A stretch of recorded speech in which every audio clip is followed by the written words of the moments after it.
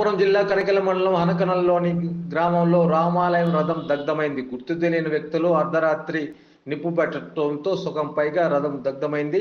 విషయం తెలుసుకున్న ముఖ్యమంత్రి చంద్రబాబు నాయుడు విచారణకు ఆదేశించారు. ఆలయ రథాన్ని తగలబెట్టిన హేయమైన చర్యను ముఖ్యమంత్రి చంద్రబాబు నాయుడు తీవ్రంగా ఖండించారు. ఈ ఘటనపై చంద్రబాబు విచారణకు ఆదేశించి సమగ్ర దర్యాప్తు చేపట్టి నిందితులను అరెస్ట్ చేయాలని అధికారులను ఆదేశించారు.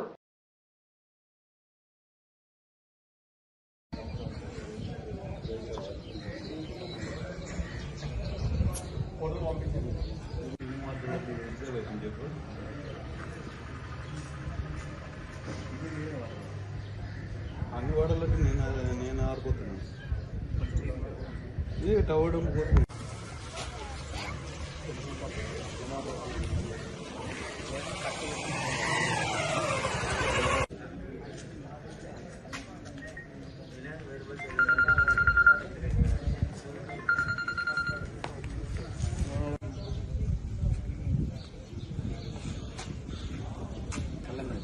లేదు సార్ కన్నికల్లో ఉంటారు.